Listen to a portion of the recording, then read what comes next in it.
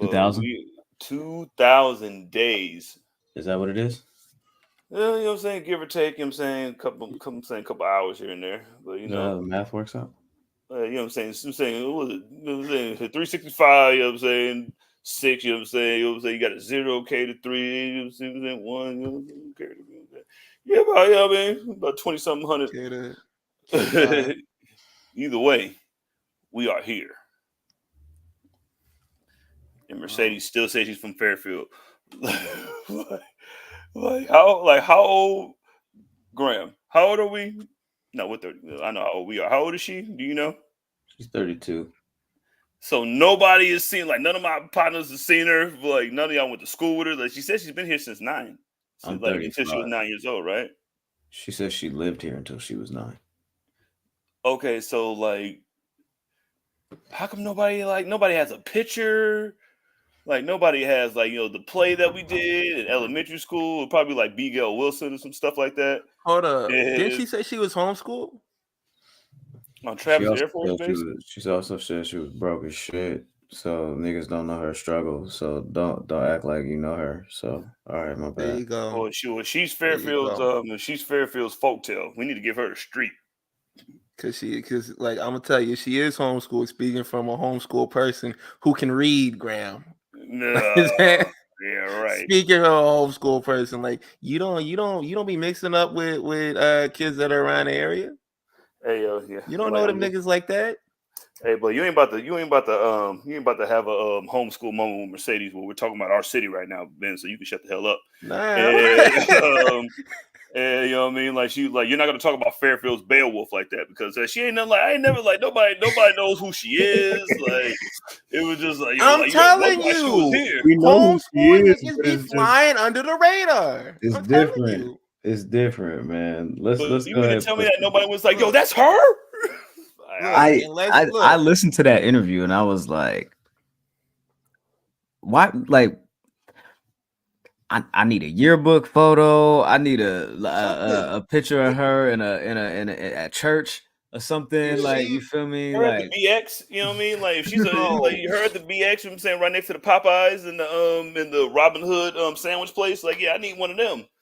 Because otherwise, she was homeschooled. Mercedes, she's not gonna have none of that. Nah, Mercedes, if you from the field, blood, I need you to post a picture of you in front of the Fairfield sign. You feel me, like this? You feel me, with a spoon in your hand? You feel me? If you from the field, you feel me, like I'm from the field. You feel me? I need you to pull up the Triple H. You know what I'm saying? I need you to, you know what I'm saying? Come cop something. You feel me? I need you to cop a real Fairfield hoodie. You know what I'm saying? I need you to cop a real Fairfield hoodie. Go to Funky Chicken. Go holla at Chauncey. That's all I'm saying. Mercedes, I heard about you niggas. If you say you from Fairfield like that, you know what I'm saying? That's all I'm saying. If you say you from Fairfield like you say you from Fairfield, I need you to pull up. You feel me? Like I'm just saying. I need a picture of the Popeyes on base. You feel me? Like, what's up? What's up? You gonna be a cast iron? You know what I'm saying? You want to have dinner at the cast iron? You feel me? Y'all talking about?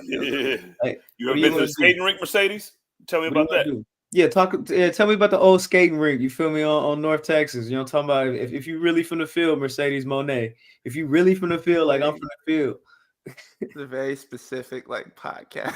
Right? Well, no, it was Fairfield. That's what she said she was from. She said she was from Fairfield. She was on the Kick Rocks podcast with Evan T. Mac, and she said she was from Fairfield. She said this also on the Stone Cold podcast. And I'm just saying, if you from Fairfield, like you say you from Fairfield, pull up the Triple H. You feel me? Like why we ain't never had no heat?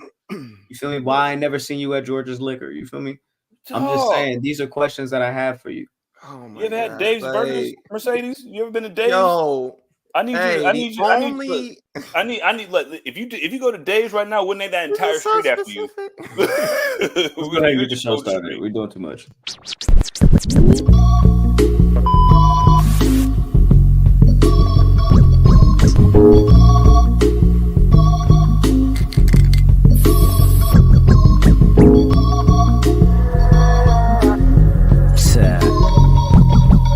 Tell him. I probably send your bitch to give me some chicken. If you ain't knowing, love, it's the list. All right, so ladies and gentlemen, people with jobs, people without jobs, middle class, upper class, high class, all that, cats, snakes, chickens, ducks, elderly people, and twerkers, we present to you another episode of the Public Enemies Podcast, the best thing since wrestling. This is episode 297. And this is the 6-year anniversary of this show. 666666666. And I just want to say congratulations to my guys. I just want to say thank you to all the listeners, Apple, Spotify, everybody that's watching on YouTube that taps into the lives. We really appreciate all of you, because if not for you, this show would not have lasted for this long. I most certainly would not still be doing this. But these guys are definitely a great support system for me, and you guys just tuning into the show, and your continued support has been amazing throughout the entire experience. And I just want to say thank you to you guys, and I just want to say thank you to CJ and Ben for rocking this long as we've been rocking. 6 years, man. And hey guys, guess what? We did. Shoot. We're going to WrestleMania. Woo! Hey. Yeah, man. Yeah, we come. We're on the way. That's gonna be fun. That's gonna be fun. Where's this button at? Where's it? Oh yeah, that's what it's gonna be. That's what it's gonna be. Yeah, I hope you're ready for the mayhem that we're gonna like. You guys going to Mania? Like this whole little 6 year. Like shout out to the 6 year. Shout out to my man Grim. Like I ain't gonna get into the semantics that I usually do every single year that we do this. I'm just like, yo, man, this podcast saved my life. It was the darkest part of my life. Da-da-da-da. No, not today. I ain't been drinking that much. But shout out my man. You know what I mean? Like he would say, yo, man, come do this. And like, stop playing. Man, like we've been rocking. And Ben has been the perfect additive to this 6 year run. Like he's been here the whole 6 years. So this is your 6 years. It's like it's our 6 years. Like when y'all brought me in, like it honestly didn't feel like it took. Like I'm not gonna lie, it took a minute to kind of get to gel everything together and to get everything in sync. But once it did, we've been off to the races, and I appreciate you guys for allowing me to be part of this. I know I've told the story a million times, about Graham reaching out to me to run social media, and that's how I got involved with the show. But bringing me in, making me feel included.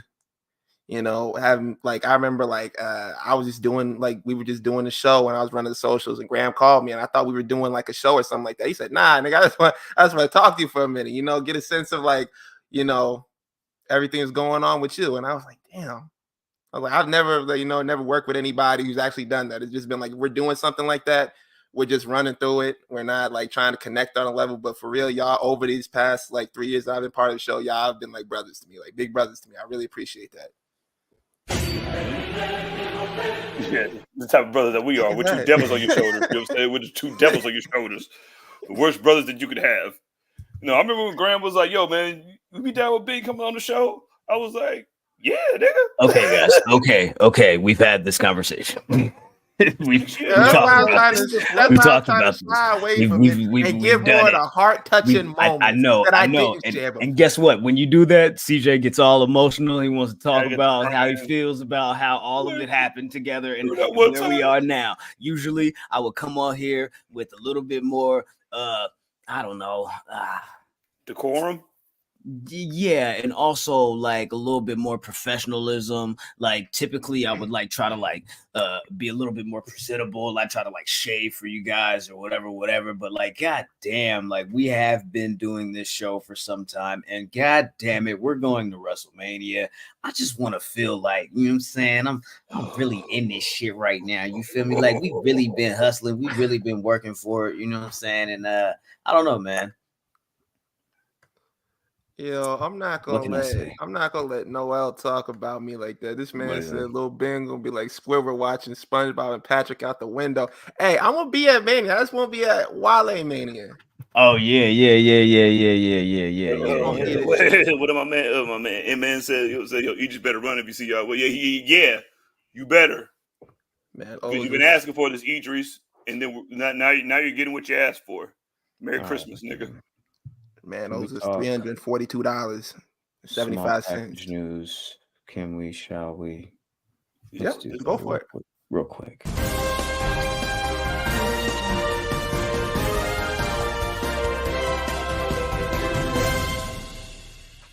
I didn't even load any photos up for this. This is how fast I want to do this real quick. So here's the thing. Reportedly, Matt Hardy's contract is set to expire. This is reported by Fightful Select and among others by the end of this month, scheduled to expire. If not, an extension or an agreement has come to. There was, I guess, some idea that there may be dates added because it was originally scheduled to expire around the same time as Jeff Hardy's contract, but due to injuries and also like rehab and things like that, Jeff has had some time added on. So we'll see where they are with Matt Hardy in coming weeks and his contract with All Elite Wrestling. I also do want to say that the media scrum after Revolution this past weekend, Tony Khan did kind of put the kibosh on the rumor that Ricky Stark's contract had come to an end. So he is still with the company. So whether he's just out taking a leave of absence or they're just not writing him into the show right now, maybe creative has nothing for him. Or regardless of, hey, maybe I'm just chilling. You feel me? Like he just recently said that he was at a resort in Arizona or something like that. He spent like the last 4 days just kind of kick back, relaxing, whatever. You know what I'm saying? Like these people need time off every now and again. You know what I'm saying? So let them chill, let them kick it, let them do their thing. Also, John Cena did an interview with Funny Marco on the Open Thoughts joint. You know what I'm talking about? Very interesting interview. If I do say so myself, if I will say so myself, if I do say so myself. Hey, you guys want to drink some Douce when we're in Philadelphia? Yes, indeed. What are they smoking in Philadelphia? Y'all smoke Piff? Like, yeah, give me some of your finest Piff that you stole from California anyway. Like, yeah, go grab some of that, and then like, yeah, we're gonna drink some Douce, and then we're gonna, yeah. I have no comment on the type of weed or how I'm gonna get it. It's gonna be smoked. Oh yeah, well, I will. It's legal, you know what I mean? But shout out to Funny Marco. Like he met his match. Wait, weed is legal out there in Philly? You gotta be legal somewhere, right? If it's legal in New York, it's legal in Philly. It's legal in Pennsylvania. Is it legal? Is it decriminalized? Or somebody let me know. I mean, I know you can't wear shiesties, so I'm just saying, like, from like, somebody from like, let us know if I'm saying if we're just gonna be drinking Douce. Yeah, man. Make sure you guys check out that interview, John Cena, Funny Marco. Very interesting interview, very funny. Also, Funny Marco interviewed Liv Morgan recently, and I'm trying to figure out why. No shade, no hate. I just like what's she doing. Oh shit, Liv I there. feel like an asshole, but I'm just like I feel like an asshole saying that, but I'm just like maybe he's a W. Maybe he's really a fan. The interview didn't really give that off with John Cena that he's really a fan, but like it kind of felt like it was just promotion for the movie. You feel me? Which is cool. Yeah. And when he did ask questions about wrestling and everything like that, it kind of felt like a generalized question because, like, I guess you feel that way because John Cena is such a big star and everybody kind of like knows and everything like that. So it kind of felt like, you know what I mean? So the Liv Morgan one, he might ask the questions about, her whole like getting arrested a couple months ago. I don't know. Last thing here. CJ, I just want to get your quick thoughts on Tyson and Jake Paul being announced for Netflix. But quick thoughts. Jake Paul is going to die. We got question of the week. Like, what we got going on? Like, he's going to die a painful, horrible death. And like, I think this is boxing just letting him like, all right, Jake, you had your fun now. You had your fun, but now we got to send in RoboCop. No, you got to send in Kratos. I just wanted to get your thoughts on that. You can expound on P3SPN, but that was the only reason I bring that up, and I feel like it's relevant to what we do here is because this fight is going to be live on Netflix. It's not a pay-per-view thing. If you're subscribed to Netflix, you're going to get this fight. And as Netflix prepares to this upcoming January, take on WWE Raw as a weekly endeavor. See what I did there? I'm interested in what the live programming on Netflix looks like and how it performs. And I don't know exactly the date. I think it's like July something. It is sometime. July 20th. There you go. Okay, cool. Is it on the thing right here? Did I? Okay, yeah. Okay, my bad. Okay. Is it? No, no, it's not. I think July 20th though. But... Okay, cool. So July 20th, I will take your word for it. But yeah, Tyson, Jake Paul, that's gonna be on Netflix. So check that out if you guys want to check that out. He's fighting Goro. It's gonna be like he's gonna feel like he's getting hit by a nigga with 4 hands. For sure. Yeah, for real. Tyson said he's gonna be 58, 59 by then. So like it don't matter. You could be 159. Nigga. Hey, my man said I don't even look at life with age. You feel me? Like I look at myself like just energy. He said you don't introduce yourself and be like, "Hi, my name is Bob. I'm 58." You feel me? You know who Mike Tyson is, and then we'll move on. Like he's like, remember when Bobby Shmurda when he like just like got all that money hella quick, and then like had to do his time, and then like had to like come back. He's like the Bobby Shmurda of fucking boxing. Like listen, I do this because like I love it, but I still love to talk to people, and then like I'm in the best place of my mind. You know what I'm saying, like in my life. Like Jake Paul is in trouble. Like this is not Tyron Woodley. This is not it's not you are in trouble. You better be praying. The last fight Mike Tyson had was with Roy Jones Jr., right? And my favorite boxer of all time. And guess what Roy Jones did? Hugged him. Yeah, he was over here side moonwalking like he was in a Smooth Criminal video, and he did the lean. So like, yeah, good luck, cuz. All right, man. Let's go ahead and move the conversation forward here this evening. Do we have a sound effect that can like push us through like segments? Like, there we go. There we go. Hedgehog, you know what I mean? Like, shout out to Sonic the Hedgehog. I want to ask you guys before we get too deep off into the conversation of AEW Dynamite. They did debut new logos, new graphics, new theme song, new stage. So what do you guys think? And chat chime in with your thoughts on AEW's new design, look, the feel, even the idea of the throwback tunnels being involved here. Ben, what do you think? I'll throw to you first, since we ran to Jizzle first on the last topic. I'm not, the lights and everything in the neon, it's cool, but I'm more so hyped about them like bringing back the tunnels. That was what it was for me, like the good guy tunnels and the bad guy tunnels.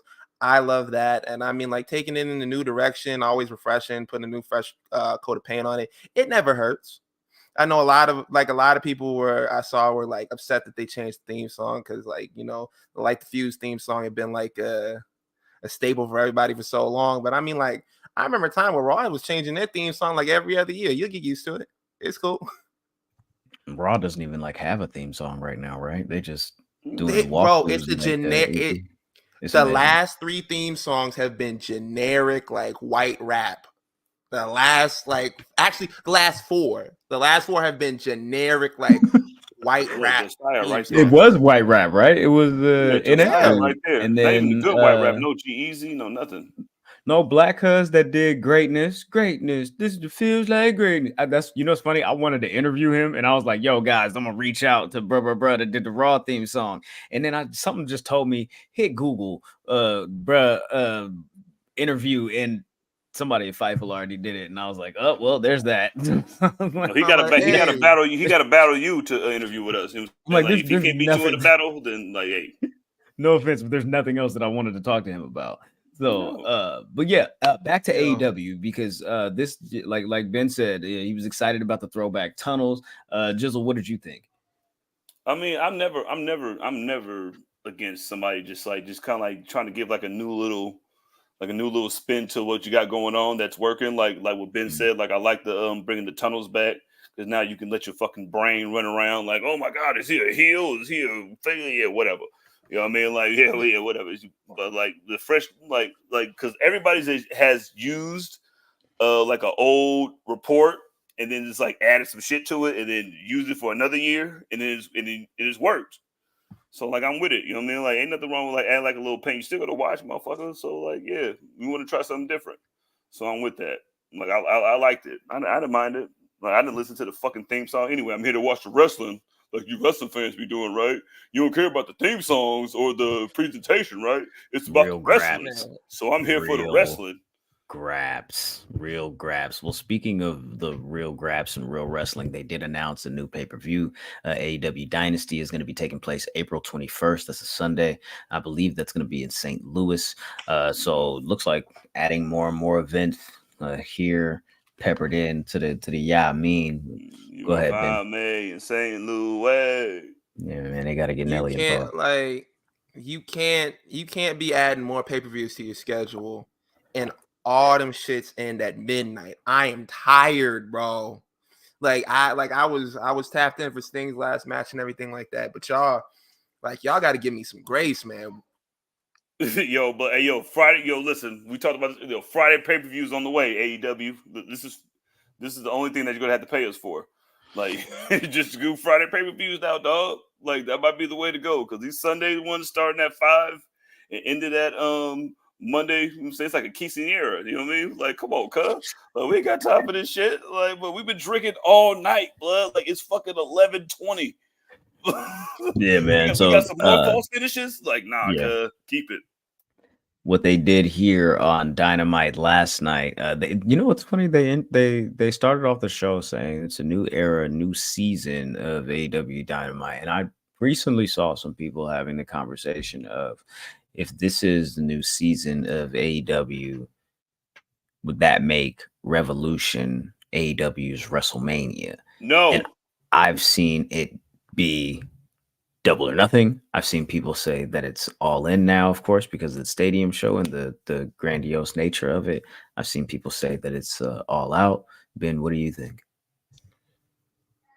I think like the whole season premiere thing, it don't matter, bro. I remember Raw did like a season premiere in the middle of October, and none of the big 4 pay-per-views are out there. They just say this shit.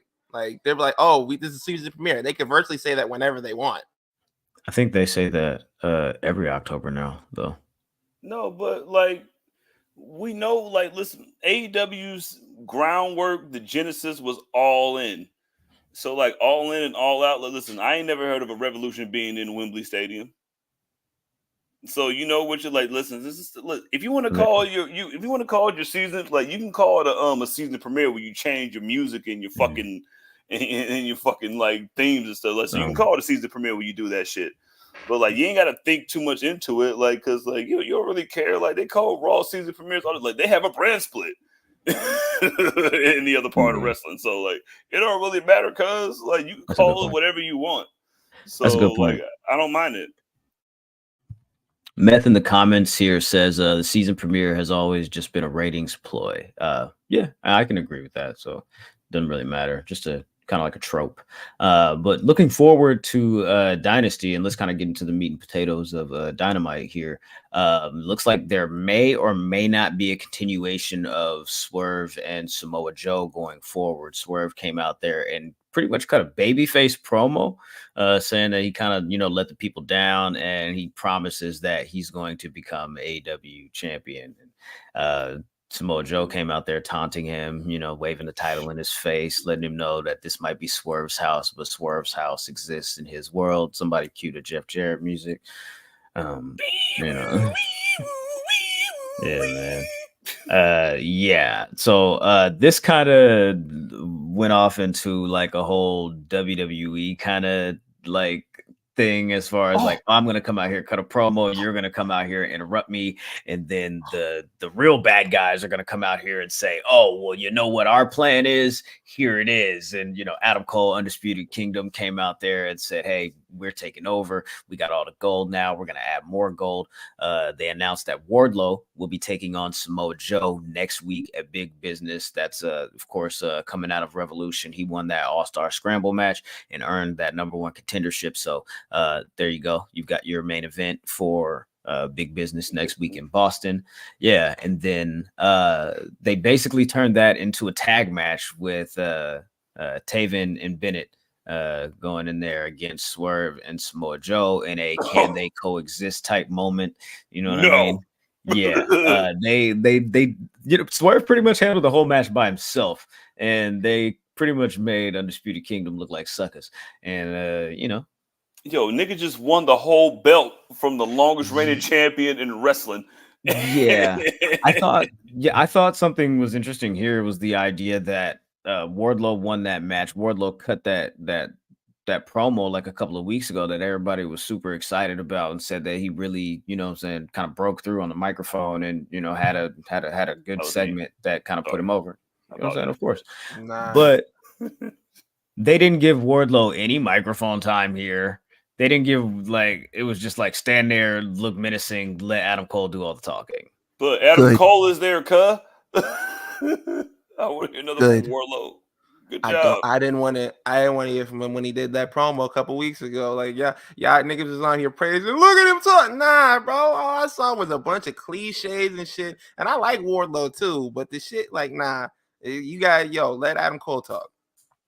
I was definitely in the mode of yo man, look at Wardlow finally not looking like a fucking mindless machine and saying some regular shit that regular niggas say all the fucking time. Yeah. I'm like, oh well, okay. I want to ask questions. Regular nigga to regular nigga. Do you often say when the smoke settles or the dust clears? Do you say that? No. Do you say that? Do you often? No. Okay, all right. That's not no regular nigga shit. My bad. I don't. Yeah, I thought we was regular niggas. I thought he was a regular nigga too. Nigga. I don't speak in Metallica lyrics. So I mean, but that's but that's what you wanted to give him. He was just looking like one of the dudes that was just talking, just he was literally traveling down that Roman Reigns path over there before there was hold on. MJF is with Adam Cole now. Wardlow would chill out. He was they were going to make him that dude, and then I think what happened was probably the best for him, and he's going to appreciate it more in the long run. But yeah, it was the same shit. So yeah, you're right. My bad. They also did a thing here where since we're talking about what they did with that segment, I want to transition and shift over to Darby Allin and Jay White are also going to be having a match next week on AEW Big Business. And they kind of built this match around the idea that Darby Allin is beat up following the Revolution thing. And Jay White basically said, hey, look at you. You look like trash. I don't really want to sleep you like that. You feel me? You could breathe with the switchblade. That's cool and well and good. But here's a better idea. Why don't you forfeit the match, come back, kick it with us. You could join the Bullet Club Gold. You know what I'm saying? We'll have some drinks. We'll kick it. You know what I'm saying? We'll do the damn thing. He said, hey, you can even scissor Billy Gunn. Crazy. Whatever. That's disgusting. Pause. Crazy. Darby said, you ain't him. We finna have this match. And he also mentioned that this is his last match before he goes off to climb Mount Everest. And there's no guarantee that he'll come back from that alive. But you ain't got no contract built in. What's the NFL contract with it? They won't let niggas ride motorcycles and shit or horses and shit. Do you think that he needs one of them? You're going where, my nigga? Yeah, man. Why? Because you know what I'm saying, got nothing else to do. Hey, can I say that Switchblade was making points during that promo? Because he really was. He was like, why would you dive off the ladder, go through a sheet of glass, and now Sting got to defend himself because you looking like a dickhead doing some dumb shit you had no business doing in the first place? That was a valid point, extremely valid point. Because it's because I said that when I was watching. I'm like, you diving, you hitting the pane of glass. Now you lay down on the floor. Sting got to defend himself by himself. What was to be accomplished by this? You look dumb. And Jeff Hardy never did no goofy shit like that when he was running around with Matt in Like in ladder matches and shit. No, he was like, but like when he like the only time I seen him sacrifice himself to hurt somebody was because that nigga Matt was like, yo, kill this nigga Edge at WrestleMania 27. Because we gonna be at WrestleMania. He was like, yo, just jump on that nigga. Fuck him. Like, nigga, we here, cuz you back. Like, that's the only time. But just like, yo, man. Like, as soon as he jumped off the shit and then like his whole, like the entire vicinity of his back just started bleeding, I was like, all right, cuz. Okay, now I get it. So do we think right? We saying that Darby was doing too much with that spot? What do y'all think? Y'all think he did too much? Yeah or no? Yeah, he was doing too much. Like, nigga, like you going through a sheet of glass. It's not like a table or anything else like that where you kind of break your fall and you kind of absorb it. Like a pane of glass. I want you guys to know something. When you like step on glass, you get any glass or like particles or fibers like into your skin, that shit can sit in there for years and feel like splinters for years. Not only that, when he came down off of and he dove onto the sheet of glass, shards shot up to the audience. You can see their members of the audience like getting the glass off of them. That's a lawsuit, bro. You think that's a lawsuit waiting to happen? You think I don't know if it like Crimea River, Ben. If it was, yo, chill. Did sugar glass cut you up that bad? No, I'm saying, like, listen, a whole door got thrown at a nigga by Brock Lesnar. You know what I'm saying? So I want to hear nothing about that. Like, that dumb nigga who did that shit, he threw the door at him. They were like, "Yo, you want to walk backstage and meet the wrestlers?" And they avoided a lawsuit that way. But that right there, I think they I saw like there was a picture that AEW had on the Tron where they're like, basically, if anything happens to you during this show, that's on you. Like, if you see somebody diving towards you, move the fuck out the way. They're like, yo, if you see piss coming, move. Like, I just get out the way. He said, I'll just get out the way. See, I told you. Yo, got one of those. You know what I'm saying? That was good. That was good. I mean, regardless if it's real glass or not, I think they said that he had to get like 12 stitches. The visual of it. 12? Yeah. For that? That's it. Cause I was listen, I love the whole I was with the spot. It was just like once his whole back started bleeding, I was like, that shit looked crazy. The visual of it was fire. I'm not gonna lie to you. I was like, this nigga's a beast. Look, you like Stone Cold bleeding in the sharpshooter? Guess what, nigga? You know what I'm saying? Like, yo, that shit was crazy. Shout out to Frantic World. Frantic World said, I heard some people were taking some of the glass from the tag match. Yeah, they're keeping it as souvenirs of Sting's last match. Trying to sell and that shit is cool. eBay. Yo, so you don't have to go out and get a real fucking job. I told this nigga. We had a whole conversation on the show about this. I told this nigga, but he don't care about us, bro. All I want to say is that he don't really care about us. All I want to say is that. Sorry. Right. My bad. Go ahead.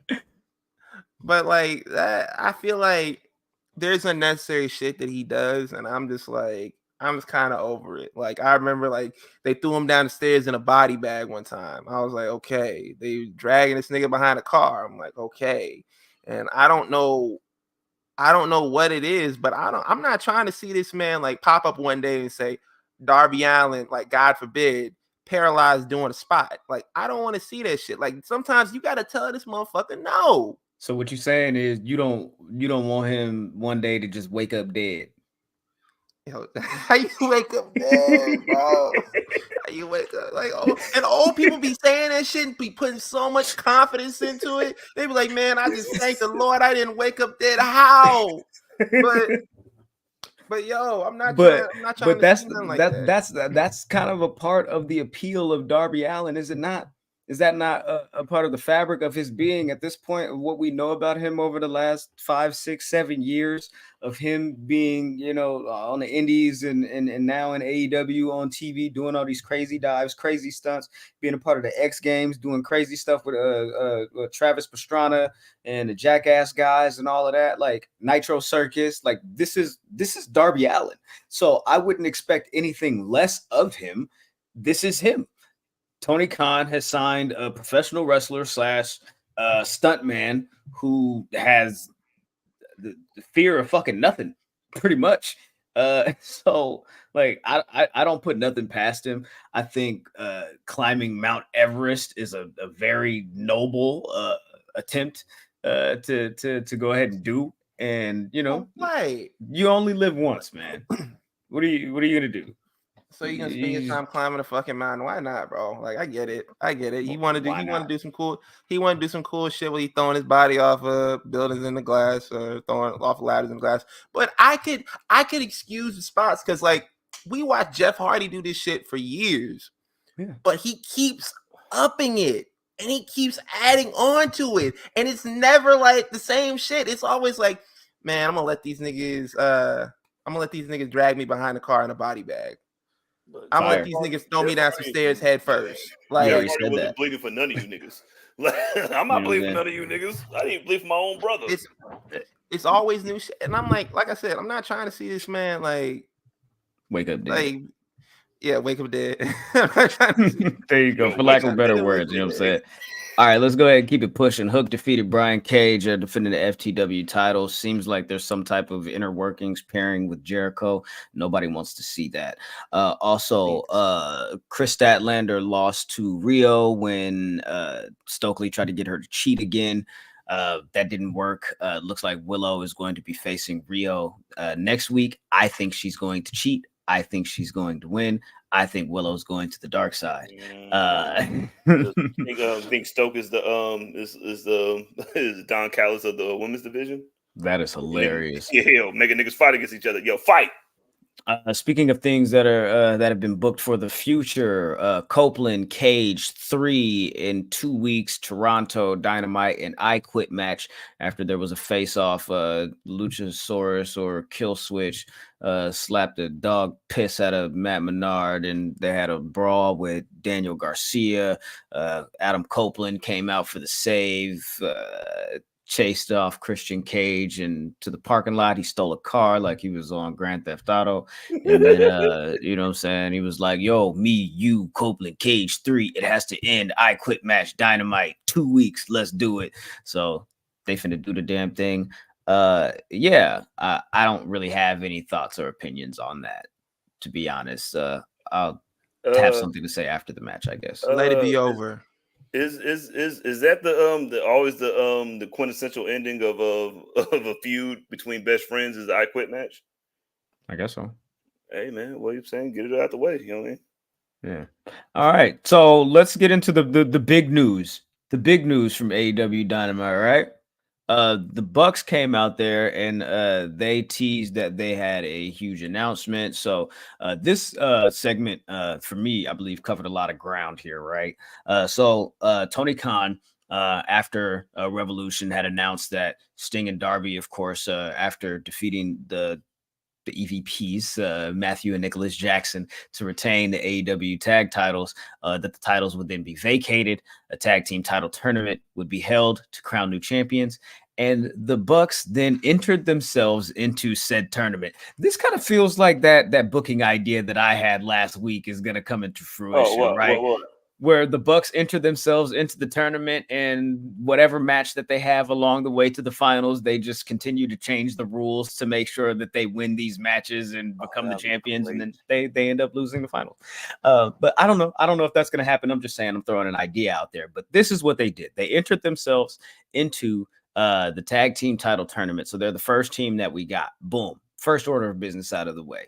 Second order of business was that Hangman Page put his hands on not one, but two referees during that triple threat three-way match for the world title at Revolution. They said, you can't do that. You can't do that. We got to put our foot down. And in order to be non-biased back there in these locker rooms and, you know, with everything that's going on, we know that you're our friend, but you're suspended indefinitely. Not only did they suspend Hangman Page indefinitely, they then said that in regards to Kenny Omega's affiliation with the Elite and their whole friendship, their stable, their faction, their group, he's fired. It's over with. Wrap that shit up with a bow. You ain't been showing up to TV. We don't know what's wrong with you. Y'all can light up the group chat as much as y'all want. We kind of busy, but Hangman, you suspended indefinitely. They said, yo, Kenny Omega, you out the group. And I'm thinking you ain't just gonna find him 50 cents. And they was Come like, on, nah. Charles, you can't find a 50 cent. Kenny Omega deserves 50 cent, man. You gonna fire me? Like, come on, man. Ain't no elite without Kenny Omega. Like, he needs to come back acting like prime David Ruffin. Like, how you gonna fire me on my day off? So before we get into what happened after that, what do you guys think of the what they did here up until this point? I'll go. Yo, this is why I said the Bucks are my favorite tag team. Man, they're giving me like if I'm gonna be evil, I'm gonna show you motherfuckers how to be evil. Yeah, like listen, yo, Hangman, I can't let that go. You know what I mean? Like, you can't be whooping niggas that I'm paying. So we can't have that. So you'll be suspended indefinitely, which means it's between 12 and 36 hours. And yo, Kenny, you're like, yo, fuck out of here. Like Kenny wasn't doing nothing, cuz like Kenny was eating he was probably eating some Fruity Pebbles and was just like, yo, what? He was saying shout out to cereal for dinner, niggas. You know what I'm saying, even though Kellogg said no. But like, yo, man, like, yo, how you just gonna fire me, nigga? Like this wouldn't be here without me. But yo, I loved it. I love every single part of this fucking gimmick. I love every single part of it.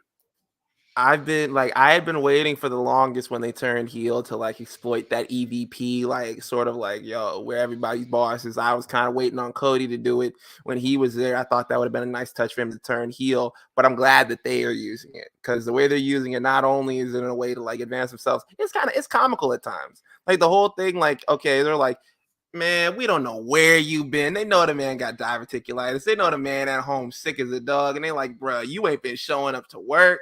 Nah, can't even do that. Can't even do that. And what they did like next, like that was like the kicker. You want to set it up, Graham? Set it up. All right. So last week, I don't know if it was on Dynamite or if it was on Collision. Or it might have been on Rampage even. I don't know, but I did see that they kind of had a backstage confrontation with Eddie Kingston, and they were telling him, hey, you should put on a suit or something, like maybe we should implement a dress code or whatever. Hilarious. Kingston took offense to that, and of course he came out after they did this whole thing and they made this spiel, and he said to them, by the way, I'm wearing sweats and Timbs, and he said, if you're gonna find me here, he threw a wad of money into their face. And they got into this whole thing where they were going to give him the EVP trigger. Coin drops. Boom. Kazuchika Okada is All Elite. Debuts on AEW Dynamite. Comes out there to make the save for Eddie Kingston. As soon as they face off against the Young Bucks, across the ring from them. Listen, man. Okada's like Okada, man. Okada's all. It's like Nas signing the Murder Inc. is crazy. It was like Nas signing the Murder Inc. Like, yo, what? Yeah, man. Hits the Rainmaker on Eddie Kingston, and the rest is fucking history, man. You see this handshake right here, the smiles on these faces right here. Oh, yeah, there's millions of dollars in that ring right now. Bro, like I was saying before the show. Dollars. I was saying it before the please, show. Yeah, go ahead and get into it now. Okada's there on a $13 million deal? He's gonna be getting paid $4.4 million a year. This man making more than some starting quarterbacks in the NFL. That's crazy. Oh, that's Trey Lance money, nigga. That's Trey Lance money. And of course, he's the biggest. Okada, Mr. All Days Off said Okada is the third man. No, I'm the first man. Like, guess who's the A side of this? This is like Nas signing it. Like, this is like NBA young boy finally going to Atlantic. Like, yeah. Guess who's here, big dog? Yo, man, it was perfect, man. It was so perfect. And then, like, especially after they did the whole, like, we talked about earlier with the Kenny Omega shit and firing him and shit, and then you bring in his biggest op. You're just like, wait, what? Like, you bringing him in to replace me? Yeah. Like, but that's the biggest slap in the face ever. Yo, I love this shit.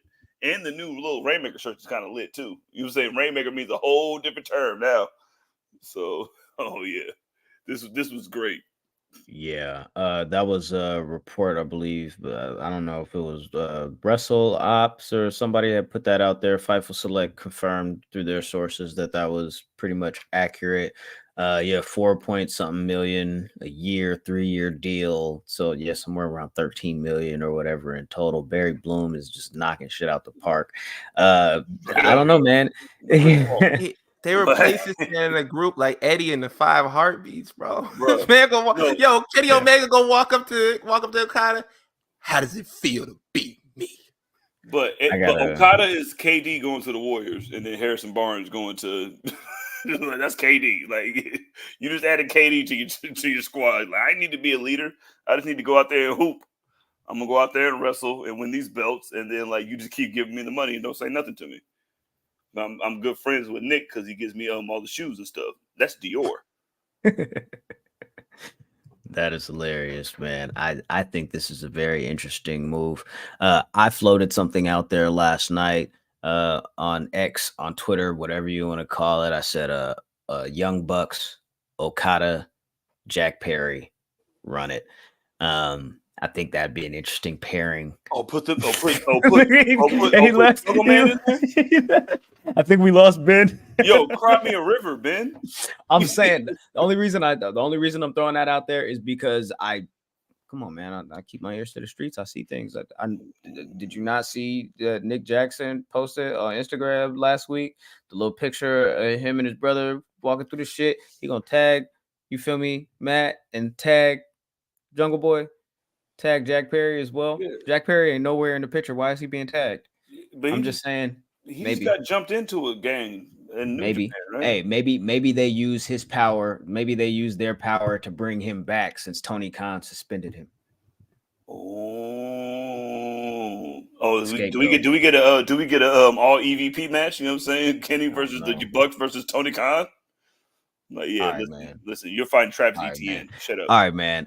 Last thing here is that on Dynamite, as far as what we had Okada debuting, but also Will Ospreay defeated Kyle Fletcher in the main event. After that was confronted by Bryan Danielson. So it looks as if we may be going into a program with Danielson and Okada, or Danielson and Ospreay, or maybe this is a tease for sometime down the line, all-in type thing, or maybe something else. I don't know. Can I ask you a question? Yes. Is Will Ospreay the Luka Doncic of wrestling? Maybe. Josh Allen? This nigga is amazing, bro. No, he's amazing. And like, but what's your butt? My butt is like, if he's that amazing, then you should just do what this is your show. You can do whatever you want. Yeah. Will Ospreay is that amazing? Like, I would push him straight to the top, beat Samoa Joe tomorrow. Kind of looks like that's what they're doing, but they kind of have this swerve situation here as well. Like, honestly, if we look at the landscape of AEW right now, it looks like Ospreay and Swerve might be being positioned right now as the top baby faces. Am I wrong in that? No, Ospreay is Ospreay is definitely the biggest free agent signing in wrestling that you can get in a long time, because he was like legitimately going between like all the companies and shit. But I'm just saying, like, if like he's that dude, like this shit, like I'm fighting my partner and we putting on 5-star. Listen, bud, like I don't know, man. If I was pushing Ospreay to have Ospreay at my company, like he would be like, "Yo, man, listen, score all the points." Like I remember that episode of Hey Arnold where it was like, "Yo, pass the ball to Tucker. Yo, pass the ball to Ospreay. All right, and then let him score all the points because like he's the best thing going over there." So they're doing something wrong. They're doing it wrong. No, they're just not doing it fast enough. I was just wondering, because if we're gonna get negative, we can get negative. We can have a negative conversation. Look, this is 6 years in, cuz we started this whole thing off negativity. All right, let's get negative. Fuck it. All right, so the Dynamite ratings came in. They did like 780,000, right? I don't know if that's good enough. Like, I don't know if that's good enough. They got all these players now. Tony Khan said, I'm about to spend all this money, to make sure that, AEW is competitive. Our roster is the best that it can be. And we're going to really put on some dope shows. And we're in a contract year, so we finna go crazy, right? The last couple of weeks, they've debuted Will Ospreay officially on AEW roster proper. Kazuchika Okada has now debuted on Dynamite. Next week, presumably, Mercedes Moné is going to be debuting on AEW Dynamite. Oh, that's just, it's going to be it's like college basketball for men's and women. You know what I'm saying? We want to see Caitlin Clark, not whatever Jalen's playing for Kentucky. They announced Ospreay. The ratings haven't really responded. They didn't announce Okada. Look at the rating that they got. They haven't announced Mercedes. Is there some room to say that AEW needs to be announcing these people being on their show? I mean, what's the point of the announcements? You know what I'm saying? If I think that the way that Tony Khan rolls out, you talk about rollouts and shit, his rollout game pause is not really, you know what I'm saying, it's rudimentary. You know what I'm saying? We kind of know what you're gonna do. Type shit, but then even when he brought out Phillip from 63rd out the first time, we knew it was coming, but then he just did it the way he did it. Yeah, but he did it like that. But with Will Ospreay and shit, something like that, but when the lines are not black and white, it's kind of grayish, storm cloud grayish too, because New Japan was pissed. We done lost everybody else, cuz we don't want to let this nigga go, but we got to type shit. But sometimes you just gotta you don't have to be painfully obvious, but I think you have to push your people the way you want to push them. Okay, let me tell you what advertising some of these people may or may not do for the show. Last time they were in Duluth, Georgia, I guess this place that they were in last night, they did 5,000, right? This time they did 3,000 as far as attendance, the crowd. So they were less people. Last time they were in Boston, they did 9,000 something fans in attendance for Dynamite. They've sold 6,000 tickets for next week's show. So maybe announcing these people would help getting people in the building. But it's if they're the stars that you, though. That's the dilemma, right? The surprise of wrestling versus being able to make money off of these performers showing up and making that splash. You know what I mean? I don't know. Ben, you have anything to add? If pen's the paper, you know what I'm saying? Listen, do what I say. I think Ben wants to move on. Nah, y'all go ahead. But I think Tony Khan is he's a wrestling fan at heart. And one of the major complaints from wrestling fans is we never have surprise anymore. So I guess he wants to do that, but there's a way you can pitch those ideas, like the CM Punk thing, kind of allude to it, kind of make people already, push them in the direction that where you're going, to kind of make them okay, I didn't say it out loud, but you know who it is. You know what we're doing. I think you could find a happy medium in between that, because I remember when they debuted Sting and there was no announcement, no news, no nothing. Boom, he shows up and advertisers were pissed because they're hey, you got to give people the heads up next time, because so we can promote this, so we can make some money off of it. And I get like I said, he said, "Fuck that." The whole facts, but the whole CM Punk thing, that's the healthy mix that you want.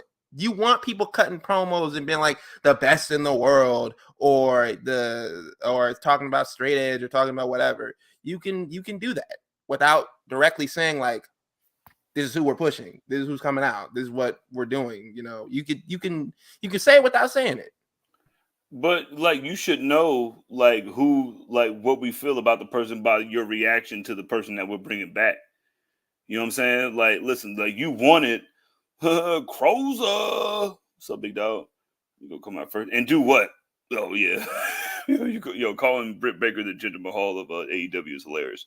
But that's your fault, not me. I don't know. It's sometimes wrestling is wrestling for a reason. You need the the little surprise element is needed in wrestling, but it's also about making money too. Now, So like I don't know what the happy medium is, because maybe the happy medium is booking the entire place in Boston, where she's from Fairfield. It should be at the at Allenwood Park. So Yo, that's like I don't crazy. That's crazy. Yeah, man. I guess we'll see. We're not engineers. We're not scientists. We're not insiders. We're not journalists. We're not writers. So, not our job. We're fans. So, Tony Khan, figure it out. It's up to y'all. You know what I'm saying? Do your thing. Make it work. Yeah, bitch man. ass nigga. 6 years cracking. in. Like, he was with the fans, not you, motherfucker. Stop acting like a fan and be a motherfucking boss. Nigga, Rick Ross would never. Yeah, what he said. Where are we at? You guys want to do question of the week or whatever? Where are we at? Can we get into that? A letter. We had this 6 years ago. That's all you got for your freestyle? Yeah. We just got a letter. Here's Paul Heyman. Yo. Yeah, man. The news broke. What was it? Monday? Hold on. Those of you can't see it, listening audience, this man's voguing. He's doing a vogue. No, I'm over here. Oh, I thought you were voguing. I just saw you hitting the pose. I saw you in the pose, bro. Oh, I just didn't like me. Don't disrespect me like that. Oh man, I thought you was voguing. That's my bad. I haven't said that you from Baltimore in a long time, and like that was my favorite part of these last 6 years. Was saying that you from Baltimore, so you lucky. All right, bro. I see. I'm glad I built up enough good favor for that. My bad. Yo, this week, Monday, it was announced that Paul Heyman will be the first person going to the WWE Hall of Fame, and that got us thinking: who should induct Paul Heyman to the Hall of Fame? And you guys came through with your answers.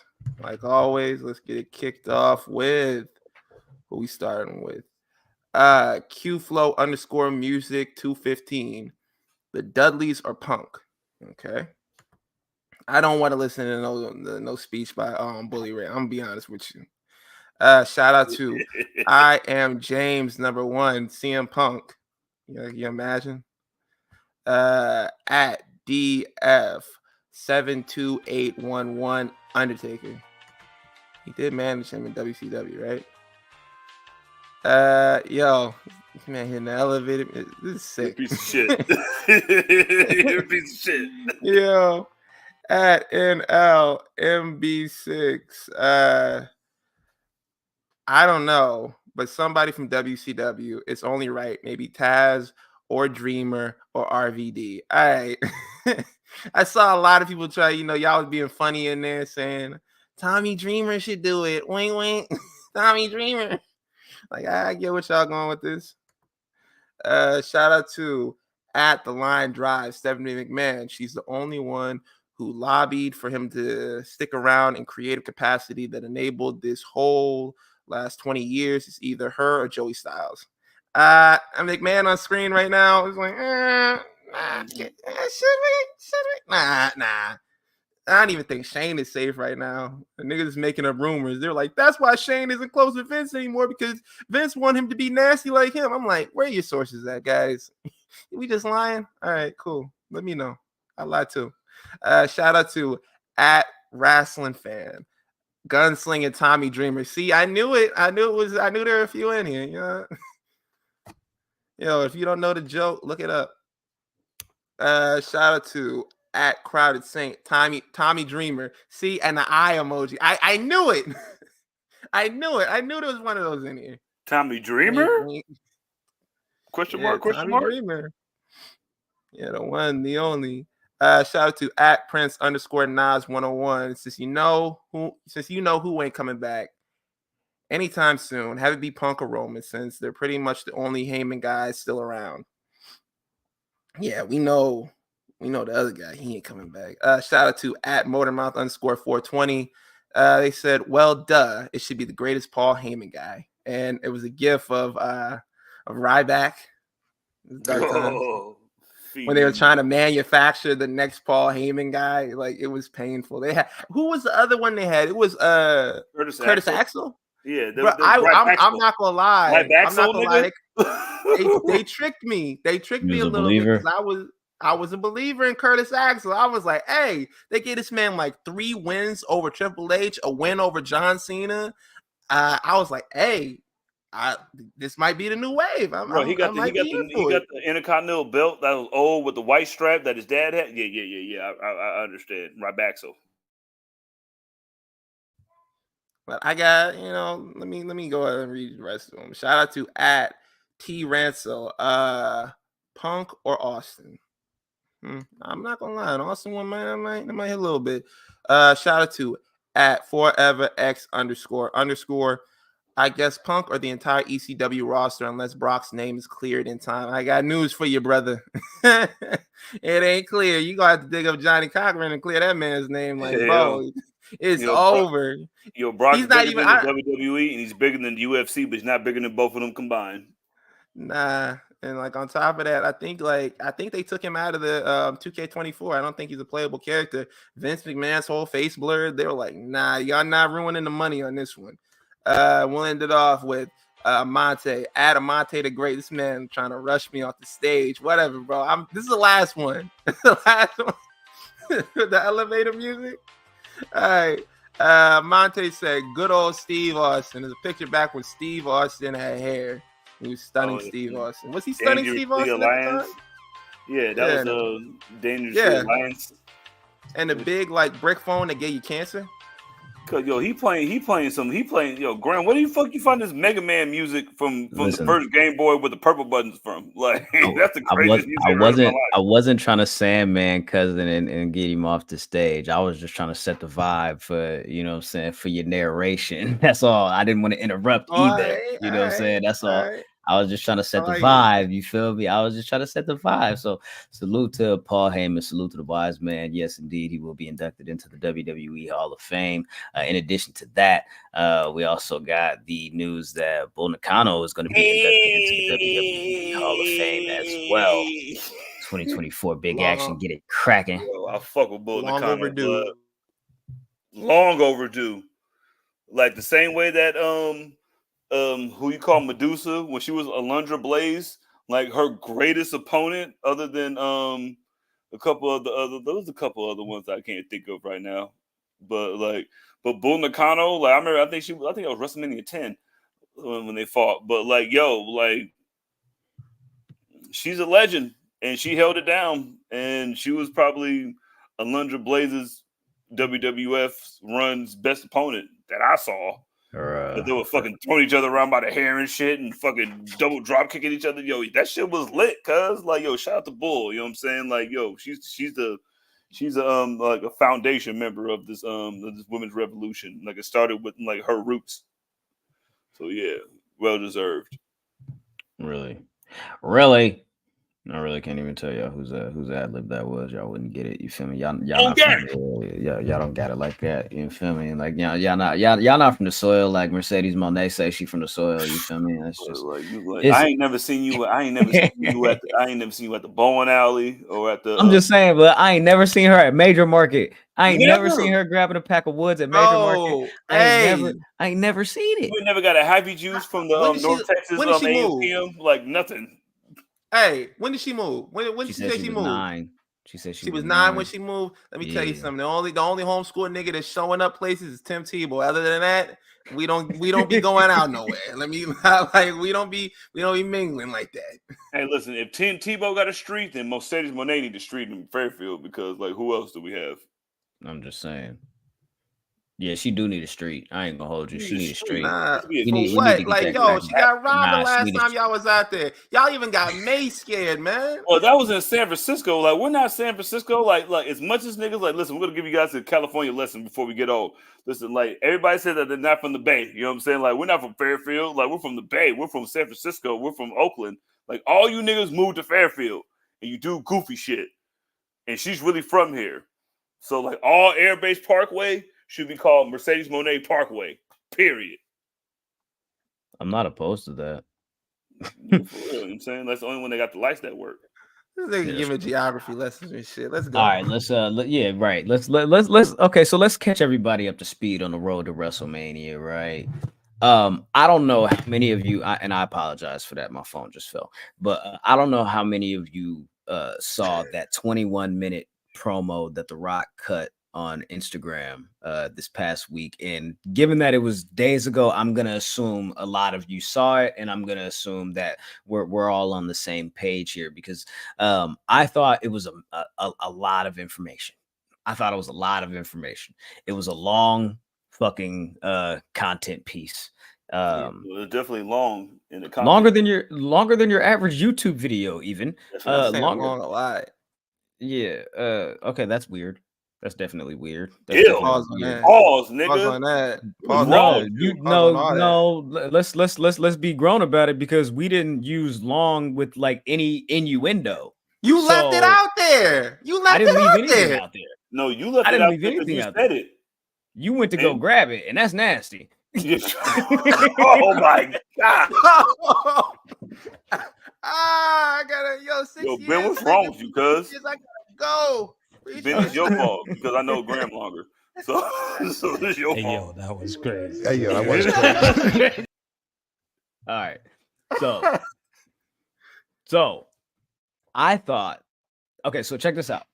What did I say? I said something on Twitter a couple of weeks ago. I said, yo, all this shit when The Rock came up with the Cody Crybabies thing, I said, yo, that shit was trash.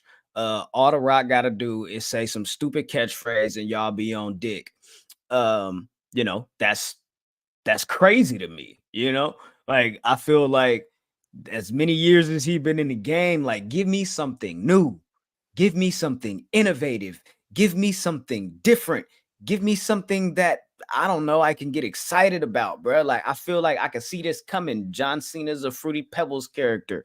Baron Corbin looks like a STD, a walking STD or whatever it is. Like, there's always these stupid insults. Yeah, the Burger King shit. Yeah, go ahead, Ben.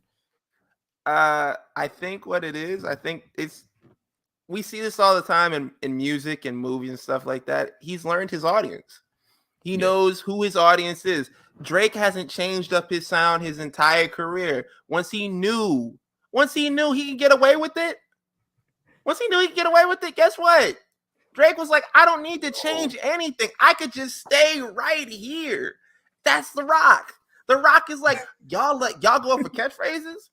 Y'all go for me just like giving off handed insults? I got you. This man has been coasting off this for 20 something years, and I'm not mad at that.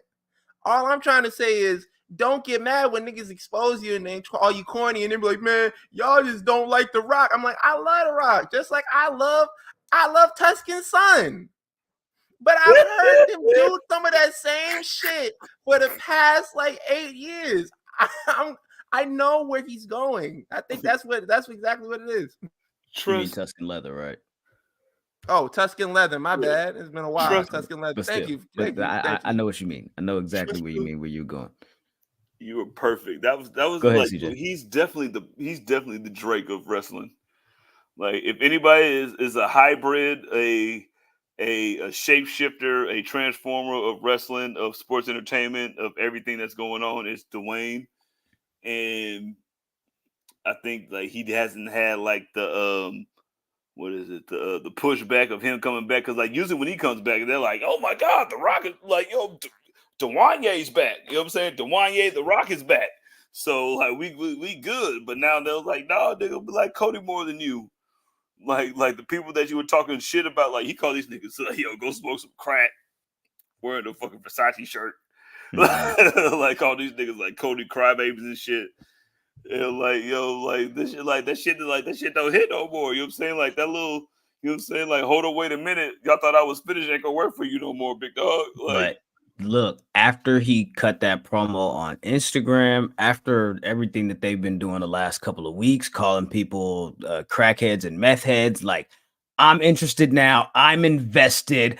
I like this version of The Rock. He's got me on board now. I'm not going to lie to you. When he told dude a couple of weeks ago, shut up or I'll come out there and smack the herpes off your lips, I was like, all right. That's all I needed. I love right there. You know what I'm saying? That's all I needed. Okay. I hit the group chat. I was like, yo, The Rock just told somebody he was going to slap the NBA young boy off his face. And I was like, what I unmuted for that part? Like, that is the funniest shit. He said he was gonna. He's gonna smack the 38 baby out of this nigga. That's just rumor and innuendo. I don't know if NBA young boy actually has herpes, but it's funny. Yo, but he'll tell you. Like, yeah. They say like 1 in 5 people got it. So I don't know how many people are in this chat right now, but there's a parade inside his city. Yeah, you know what I mean? They do that shit to try to make everybody feel good. But you know what? I'm like, nah, bro. I'm one of the 5. I mean, I'm one of the 4, bro. I'm good. I'm one of the 4. It's crazy. I'm one of the 4. The 4 out of 5. You count them like that's me. I don't know. I'm in that group, but the whole thing with him like kind of like changing it up a little bit because like let's be honest, The Rock is better when he doesn't have someone to answer to, and him being in this role of like the head of TKO and being able to cut these promos on social media and use F-bombs and say things like that. It's great. Do you think that The Rock would be a better like management heel bad guy than the Bucks could be? I think that's something to be seen. If they lean into that a little bit more, I think up until this point, he's kind of only alluded to the fact that, hey, The Rock is on the board and Seth Rollins, if you keep talking shit, read between the lines, The Rock will make that title go to somebody else, which I think is an interesting thing to say, but not to get too far off into that. He did mention that. And then on SmackDown, he countered Cody's offer for a one-on-one match and said, hey, how about this? Since you don't get to just choose to decide to try to have a match with The Rock, it doesn't work like that. What we'll do is The Rock and Roman Reigns will team up against you and your little girlfriend, Seth Rollins, walking clown emoji. And and so the rules and the caveat to this challenge and this counter offer was that if The Rock and Roman Reigns win, then night 2, Cody and Roman is bloodline rules, anything goes. What did he say? Maybe The Rock will be special guest referee. Maybe he'll be the ring timekeeper. Jimmy can be special enforcer. Solo will sing the national anthem. Or some break. This is the first time that he acknowledged or mentioned or, said anything about anybody else. So I like that they got them involved, and that set off a solo chant, which is pretty cool in the moment. Yeah. And then he said, if they lose, then the bloodline will be banned and Cody will have his one-on-one match with Roman Reigns night 2. But I think I said this before. It's shit, nigga. Like you ain't been here. Let Ben go. Let Ben go. We gotta stay on course. No. Let him go. No. You go. Okay, Let's stay on course. Cool. This is why I said like the whole like I think they have to lose that match because if they don't lose that match and the whole like the Avengers thing, everybody pulling up, I think that's the way to go. Because John Cena kind of alluded on First Take that he's going to be at WrestleMania. What's he going to be doing at WrestleMania? He could be joining in to help Cody Rhodes finish his story. He still got he had beef with Solo Sikoa. Solo Sikoa almost chopped his head off. Like, yo, he got to get back in it for that. Yeah. He did almost murder, son. Like in front of everybody, like 60,000 people. No, I'm just saying, like, yo, like I don't need none of you mother. What if Cody just went and got made? Before you do that, Jizzle, because let me just finish this up because we got to get into that after we finish out this segment because there was a rebuttal from Seth and Cody, and then we can talk about that. Right? Real quick. Man, so that's because I gotta hey bro, sometimes you gotta put your dog on a leash. Gotta put a post on this nigga, you know what I'm just saying, just get the drinking and get the barking around like fucking pit bull and shit, growling and bite niggas and shit for no fucking reason. Goddamn. Yo, man, 1-2, 1-2. What do you niggas come through? All right, you got it. So they made this challenge. The Rock tried to go into his whole catchphrase, and Roman cut him off and said, "Hey, I need you to acknowledge me." The Rock then acknowledged Roman Reigns, threw up the ones, did that L again, which was very strange. Paul Heyman seemed to notice it this time, also very strange. I wasn't typically reading into it like that. And to CJ, I apologize to you guys because a couple weeks ago, when they cut their first promo on SmackDown, I apologize to you guys. Yeah. No, let me get it out. Let me get it out. I apologize to you guys because y'all came on this show and y'all said Roman Reigns looks pissed. Y'all said Roman doesn't look like he's feeling it. And I said, nah, they heels, they bad guys. They supposed to be badasses. They just trying to get over that they can't be fucked with. And Roman is over there seething because he like, yeah, I'm the nigga and this my cousin and y'all ain't gonna mess with me. Y'all ain't gonna mess with him. Y'all ain't gonna mess with the bloodline. And Roman was like, hey, check this out. All this, like, you coming out here trying to steal the spotlight, that's cool and all that, but like acknowledge that it's me that's moving the needle. It's me with all the motion. You feel me? Like, acknowledge that part real quick first before we get into anything else. Like, because I'll do anything for you. You my cousin, you my family. I love you. You ain't even really much talk to me about this match and the idea that you wanted to do a tag match against these niggas. And I'm just showing up to beat Cody ass again. So if you want to have this tag match, cool, but you better let some niggas know that I'm the tribal chief and I really run shit. And I apologize because y'all was wrong. I mean, y'all was right. I was wrong. And yeah, my bad, y'all. No, I really enjoyed that. No, it was just like, no, you can tell like everybody's been that cousin. Like, you ever been the youngest in the family, like the last one to get born, and you just like, yo, then like you get older and shit, and like the fucking like the star of the family, like the one that fucking got a fucking degree and shit, who fucking like got a good ass job and shit. But then like you got a good ass job too, and then you come back to like in my field, like nigga, like first off, nigga, you ain't better than me.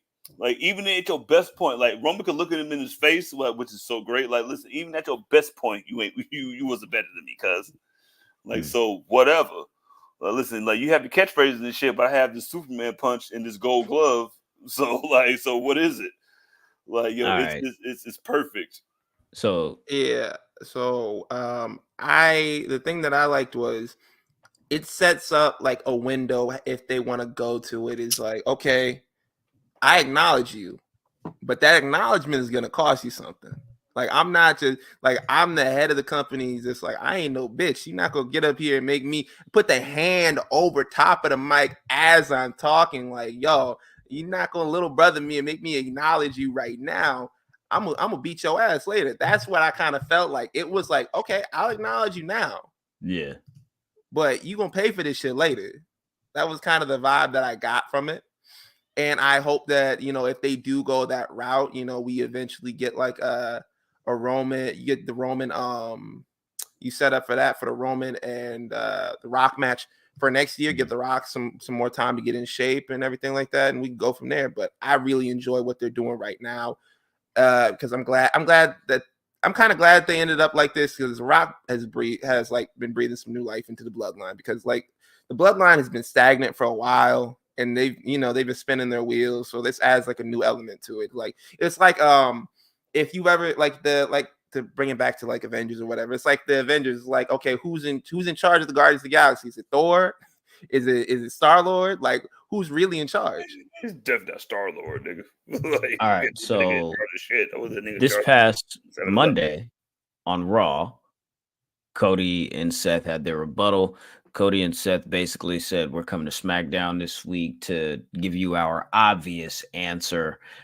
In the midst of this whole thing, there was the discourse about Seth Rollins saying that The Rock's new name should be Diarrhea Dwayne, and that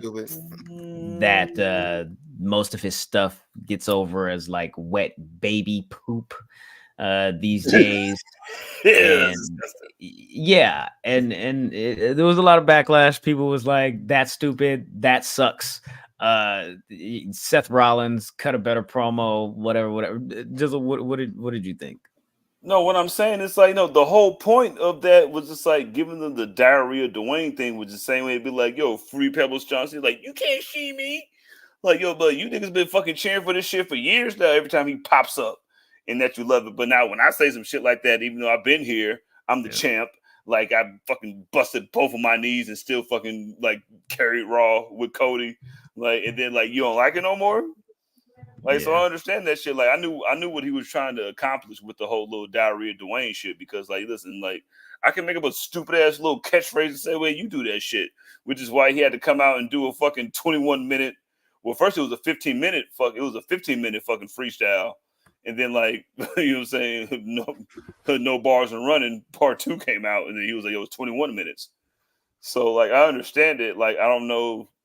I think it hit the same. Like, it got the reaction that he wanted it. But, like, why not?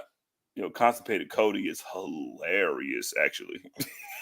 Like, I kind of picked that up too. Like, even though I said, like a second ago, I said this whole thing was dumb. Like, I did know what he was going for. Like he said, it's kind of like, yo, nigga, you're not special. Yeah. You know, I could do that. I could do that shit too. So it's cool. I'm cool off it. I'm looking forward to them having the whole segment together on SmackDown. I feel like that's going to do really well.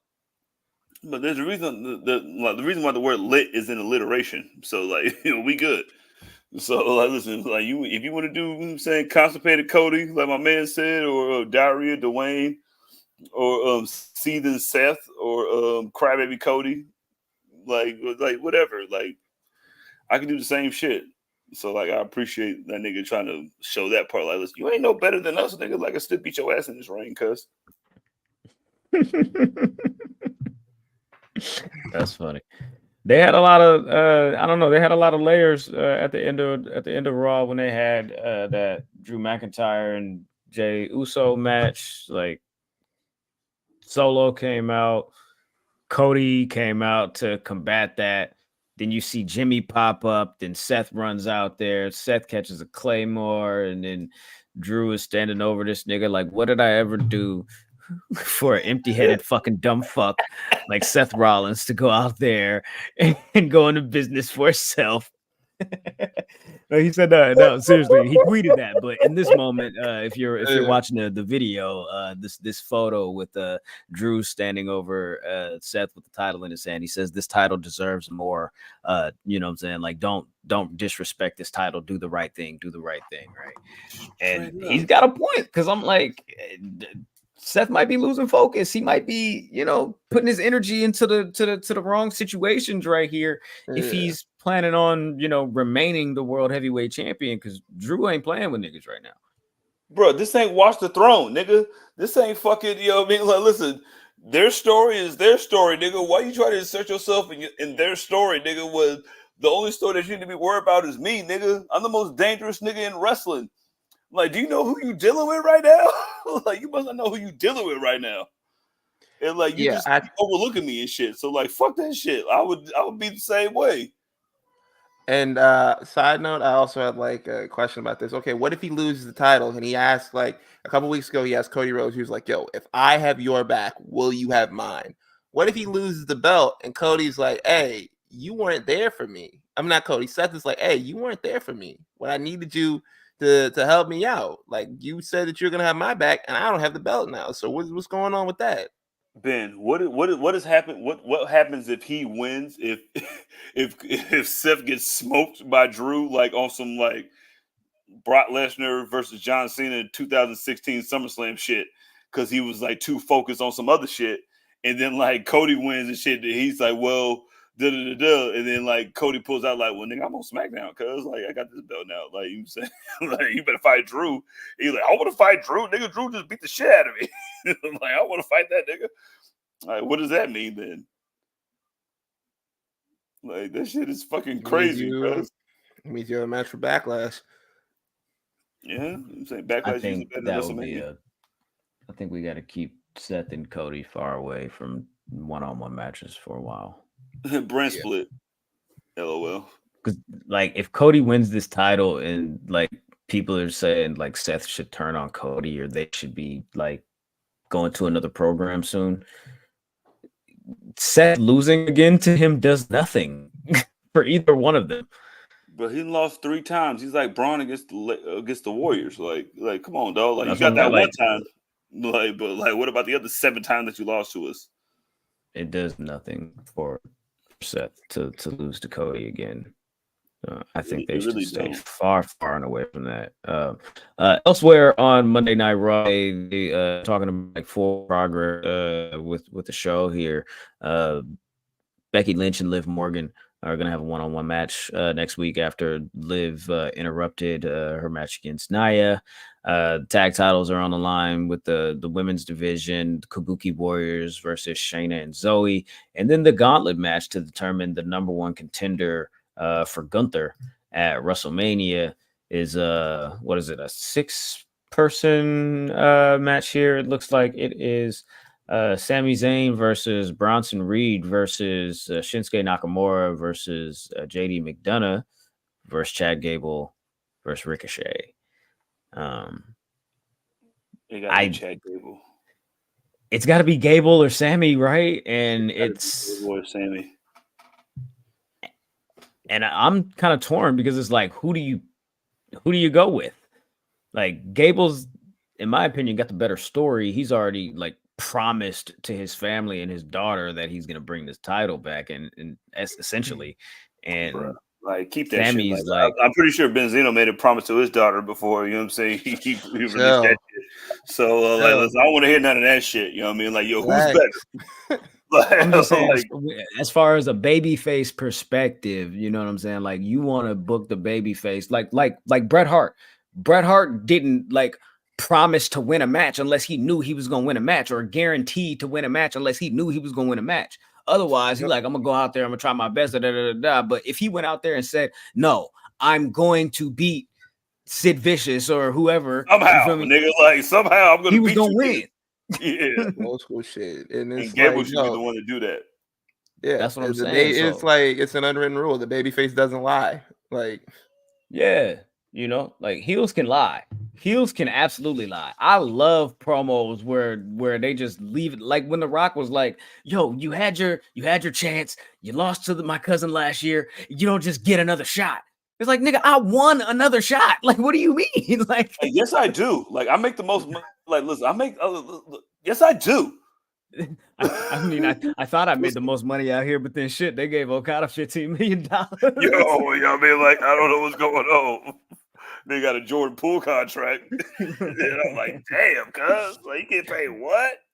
But I mean, I don't know, man. What do we think is going to be the best way to go here for Gunther at WrestleMania? Like, because they can't do another 3-way. Last year they did a 3-way with Sheamus and Drew. I don't know if they can do another 3-way here. I'm sure it'll be a great match, but I don't know if that serves a well enough purpose. Go ahead. Yo, I think that like doing like a multi-man match and trying to save face for Gunther would just be like a slap in the face to him. Like, I think he needs to lose one-on-one, no bullshit, in the best match of the night to somebody like Chad Gable, or like listen, I love Sammy. Listen, man, I love Sammy just like y'all do, but like if I had to pick, I'm picking Chad Gable, because like it's just like Chad Gable. I think Chad Gable is closer to Dragunov, who's the last nigga to really beat Gunther, than Sami Zayn is. You know what I mean? Like, it's just like he needs to lose. Like, it has to be something like one-on-one. Like, I don't want to see somebody like, listen, if you want to make the Intercontinental Championship like what he's made it, like, listen, it's a one-on-one, me and you type shit. And then like, I think the only person that can hang in the ring with him right now is like Gable. It's like Gable. So like, I'm picking Chad Gable. hey man, the man said that he was happy that his kids cried. It has to be Chad Gable at this point. Like, this man, you can't go out like no bitch in front of your kids. Had a man was like, yo, man, I loved every second of that. Like, you gotta get your leg back. Because we'd rather go out like a bitch in front of your kids, or like you try to fucking defend your kids' honor, and then you get the fucking dog shit beat out you again, and you're like, damn, this is even worse than the first time.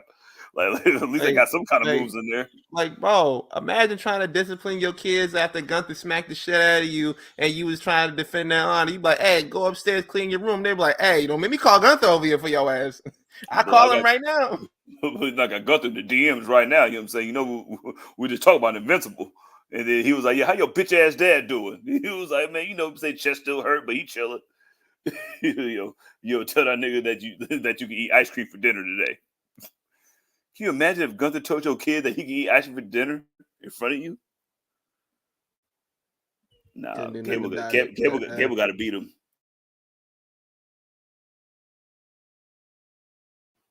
You're muted. Everybody's muted, nigga.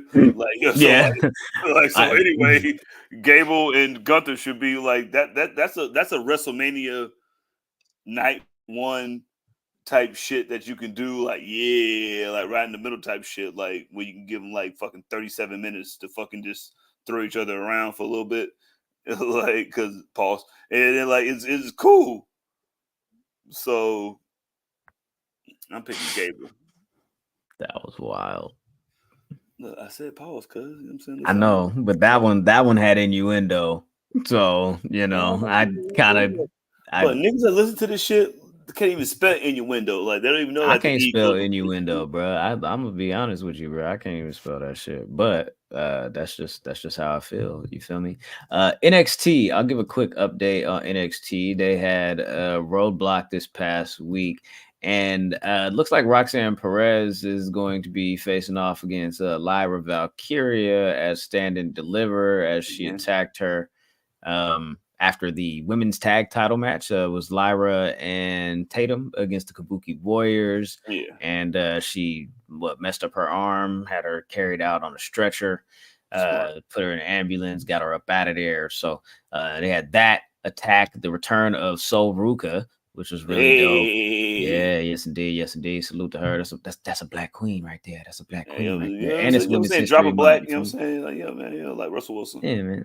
Big action, you feel me? Oh, and also the return of Trick Williams to NXT. He attacked, you know what I'm saying, or came in there to chase off Carmelo Hayes after the match with Tony D'Angelo. So it looks like for Stand and Deliver, as far as the men's division, we are building towards looks like Carmelo and Trick, and officially, Tony D'Angelo will be facing off against Ilya Dragunov for the NXT Championship. So that's like 3 matches so far. Go ahead, Ben. I know I'm gonna sound like a hater here, and I know a lot of people like this dude. You don't fuck with Tony D'Angelo. I don't give a fuck about that nigga, man. I don't care about none of this shit. I remember when he came in, everybody was like, "Oh, this Don character. Oh, this is the coolest shit in the world of character development. I love all this." And that's cool. But once they put the tag titles on him and the other dude, I didn't give a fuck about them belts for the longest time. I don't care about this nigga. Can I reiterate that I haven't watched NXT regularly since they put the women's title on Lyra Valkyria? She's a great wrestler, I'm sure. That's not her fault, nigga. She's a great wrestler, I'm sure. I'm not interested in her at all. But she's Deonna Purrazzo with an L in front of her name. That's the only thing. Hey, don't do that. Way less rest holes. Let's chill. I don't give a fuck about feathers. It's a choice, nigga. Just like fucking taking your vitamins and saying your prayers every day. Like, you know, it's a choice, my nigga. Not my cup of tea. Just not my cup of tea. But hey, man, since we going to Philly, if we going to Stand and Deliver, I'll go check it out. You feel me? I don't know what the fuck is happening on that show for real, but I'll check it out. If Trick versus Carmelo isn't the main event the same way that Gargano versus Ciampa was, yeah, I don't want to see it. Like, this is bigger than the title. Listen, I know Dragunov is fighting whoever the fuck, you know what I mean? But like, there's no bigger story if you niggas care about stories so much, wrestling fans. You know what I mean? Like, like they should be the main event. Hey. Because after I've been seeing this whole fucking couple of days, you know what I'm saying, like, people are just mad like black people are the main event in wrestling. Still. As long as NXT books Jada Parker, I think me and my niggas would be good, bro. me and Imani and Imani was like, he was like, yo, cuz, you see her, cuz? I'm like, yeah, cuz, I seen her, cuz. Like, she's like, she's the sexiest woman to ever wrestle ever. Like, yeah, you might be right. Like, you might just need to see Lola Vice though, because like she could like kill people in the ring, like with her hands, like for real though. But man, she's definitely top 1A. Yo, Mr. All Days Off in the chat said Gunther's gonna spit on Chad Gable's daughter like Cam did that little girl in Killer Season. That is Hit her head with a bottle. Like, yo, daddy, you bitch. A tour. That's crazy, man. That's crazy. Wow. But I'm gonna have to side with CJ on this. That Carmelo Hayes versus Trick Williams, that has to be the main event. There's too much story put into this. There's too much like all that like put into this story for them to like go with the world title this one time. We gotta have moments over matches. Sometimes we gotta agree to that. This one time. Moments over matches. Matches over moments is what caused for Revolution to go off air and cut off Sting's freaking retirement promo. You want to pick matches and 37 false finishes and hella fucking Canadian destroyers and Tiger Driver 93s and all types of shit, but Sting can't even say, hey, peace to the people. That's crazy. My nigga said I'm getting cues right now, and they said cut that shit the fuck off. Nah, they was like, hey, you got the press conference. This man went to the press conference straight, started telling on Ultimate Warrior. He was like, man, I've been off the steroids since the 90s. The other guy, I mean, I know he did, but that nigga didn't quit steroids. Hey, listen, he said that nigga woke up dead one day. He was like, yo, he was dead before. He was like, he wasn't dead because of me. You know what I'm saying? Like, he was dead because of him. You know what I'm saying? You can't like, wake up dead, bro. You know what I'm saying? You can either be that or are that. So he was be and are that. He was be Arthur that. That's crazy, so, man. Bro, I don't. That's fucking crazy, man. Like, yeah, man. They had to be number in the chat. Scott Halal in the chat here says that stuff always seems like a way to make money off of letting the speeches go online on like YouTube. No, you don't say. You could, yeah, because they typically be like, yes, put it up. Full segment. Yeah, because like all of us here are old enough to remember when Monday Night Raw went off, you didn't get no clips, no videos, the camera stopped rolling, and if you saw anything, it's because someone recorded it and posted it up later. Now, what are they doing at the end of every episode of Monday Night Raw? They're recording that shit, putting it on YouTube, putting it on Twitter, putting it on Facebook, all social media sites. You damn right, it's a money grab. Breaking news after Raw tonight, Cody Rhodes gave away a table to a fan. Yo, Cody bought a house for a nigga. Like, I don't know if y'all saw that shit, but like Cody bought a house and gave like his cousin a record deal with Atlantic. Cody finna be somebody's best man in a wedding in about 2 weeks here, if I'm not mistaken. But what else do you have? Like, why not, nigga? Like, I'm Cody Rhodes, cuz I got nothing else to do. Put the title on him. Quit playing. I have just 2 more bits of news here. Vince McMahon sold 5.35 million shares of his TKO stock, which is valued at about $412 million. Since I think September, October, around there, he sold about $1 billion worth of stock. And what's up, man? This nigga just cashing out his chicken. Bruh, like the best way to get a fucking problematic nigga to go away is to give him more opportunities to sell his money to where he doesn't have to do that much. Because like he's an old, like, listen, like Vince McMahon is old and decrepit. He's an old, like he's like the crypt keeper and fucking, you know what I'm saying? Like he can push like yes, no, like him selling them shares was just like you doing your taxes on TurboTax. It's like, yes, no. Like, you know, I wasn't in the military. No, I wasn't fucking, you know what I'm saying? I didn't give no charity because I don't care about nobody but myself. So, like, so he got $417 million. Like, yo, keep him away. Because, like, TKO said that, listen, we're not working with him no matter what. Like, he sold his stock. It was like, well, we didn't buy none of that shit. So, like, whatever. Like, fuck out of here. So, like, yeah, man, let him do whatever he needs to do. Like, keep him as far away from this product as we can. They're getting ready for a settlement. Big settlement. Let's go ahead and just cash out, man. Fuck up out of here, man. And then John Cena said he's got a hill to climb. He's got a hill to climb. Like, all right, man, that's that nigga nasty, bro. He got Mount Everest to climb, nigga. Like Darby Allin couldn't climb the hill that he could climb, nigga. Like if Darby Allin was to climb the Vince McMahon hill before the Mount Everest, I'm saying he'll live before that, before the other one. Wow. You know what? On that note, 4 pillars. Sammy Guevara was suspended from AEW recently.